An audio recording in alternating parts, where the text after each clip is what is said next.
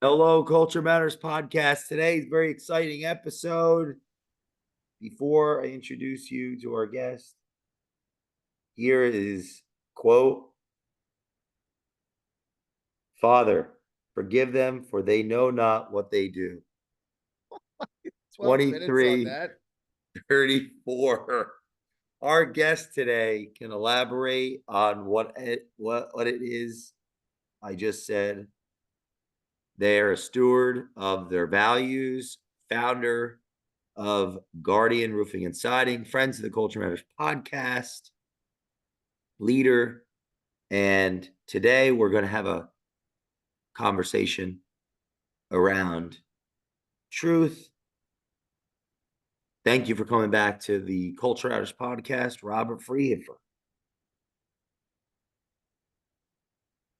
Thank you for having me, Jay. That's as we jump into this and just to I would say make the listener aware, we're on a 12-minute timeline on this what was presented to me as a word, which is now a statement, and one of a very deep statement of to discuss today or give my input or impression of. Father, forgive them, for they know not what they do. So first and foremost, I'm assuming, and I just for clarity, that's coming from biblical text. Is that what you're referencing? I think it's Luke 23:34, but I don't know if Oh, I'm look at reading the that. right thing.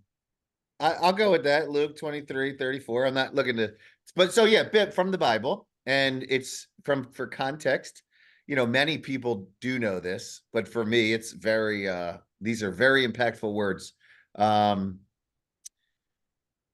from my view, these are words that are said by Jesus, the Messiah, while he was on the cross, strung up, hung on the cross, and he was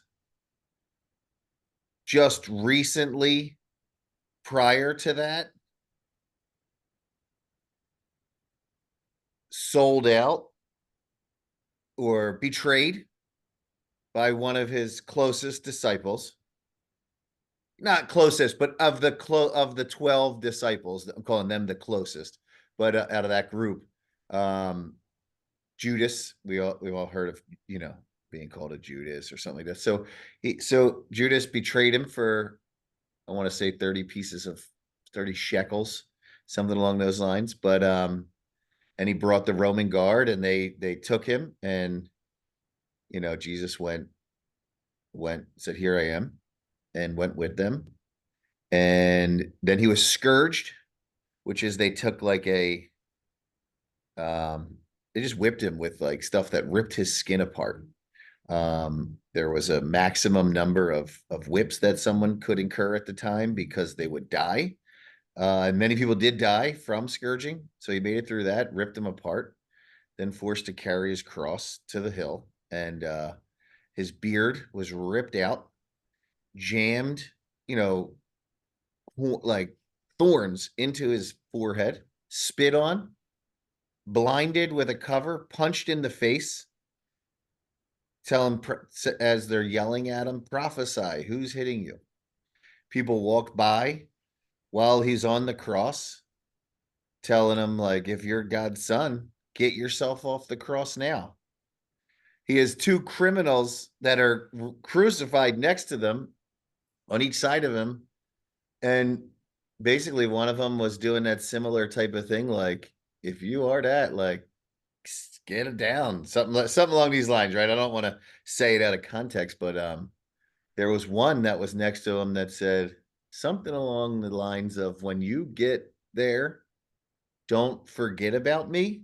So that criminal on the cross was, pledging his so to speak, or giving some word that of who he believed Jesus was, the Son of God and the Messiah. And Jesus responded back to him and said, today we will be in my Father's house. Now, again, I'm not perfect with quoting things, but that's the context. And when Jesus said, "Father, forgive them, for they know not what they do." These are the people that are inflicting this on him. And to try to break this down in a few minutes, I could go for a long time, I believe, to talk about these things. But what the implications of that are is that while he's enduring such pain, agony, just the way of being criminally, executed through crucifixion was very traumatic, terrible. You're nailed, to the cross. You can't breathe. You're hanging. You have to press up on like this block or through the nails through your feet to catch a breath. So to say a word was an effort, and just to go through just the action of saying the word, right, physically. But when I consider this, I believe that with all of his heart, mind, soul, and strength, he believed these things. That's why he was here. It's like the purpose of why he was here is so we as humans can be forgiven for what we've done that's against God. So that's his purpose. And from before, like, that's for all time. Like, he's doing this for those that, you know, before his physical existence as Jesus the Messiah, and after, can have a way to have forgiveness through faith in him. Um, there's so much that's going on that's intertwined with it, but all the concept that in a human form that one could be so committed to the mission, separated from pride, ego, physical, and not to get angry emotionally and curse the people doing it. Um, it's so representative of the God that I believe in, the God that has given me the ability to have faith in him, a loving God that in what I could only imagine would be the worst, separated from friends and family, tore apart, a king, someone who has everything, a being that has everything imaginable, to step down to earth, to become like us and give up all of that and to be a servant mindset of being a servant and saying things like the kingdom of God, is about serving people, right? Like, again, paraphrasing. Um, and to be able to be so forgiving, and I'm thankful for that because I need forgiveness personally. I've done wrong, thought wrong, did, and still can at any day. And some of my biggest challenges are that type of thing, like emotionally getting hurt or the way I perceive something or, so all that being said, such a amazing um example of forgiveness to those in the face of them and demonstrating it to them while it's pain is being inflicted. Well, and this is not even something that he rightfully deserved. It's not like he actually did something. Now that comes into then the concept for the people that are punishing him, that are recommending the crucifixion and enjoying it, and you know, um, are they self-deceived? Did they know what they were doing? Did the Jewish leaders at that time know that this was the Messiah, was God's son, and still did this? Were they deceived and thinking that they were doing the right thing? Um, it brings up some, very interesting points for me on that end. Um, there's some debate there, but ultimately, Father, Also, forgive them. They I know want not to what they do. Go ahead. just leave something for the audience to think about. Like when I hear this, and I day by day we're having conversations around business. We're working in our businesses. What are they? We're working with people. What I take from this is, you said, he, the kingdom of God. you said, I wrote this down, step down to earth, or the kingdom of God is about serving people. When the already existing power is not willing or able or can't see that they're too high up in the company, or they're too high up, and whoever's in power has stopped serving the people. You know, the ego's on. It's like whoever speaks down from the bottom of the company up, they're not taken seriously. They might be shamed. They might be seen as the enemy. They might be killed in the company. And that happens a lot. And I say that those are bad cultures, company cultures. Why? Because who's next? So you get all these people together to kill or destroy or defame somebody that had something to say. And my guess is that, you know, each one of those people that strung that person up is next eventually, because the institution is corrupt.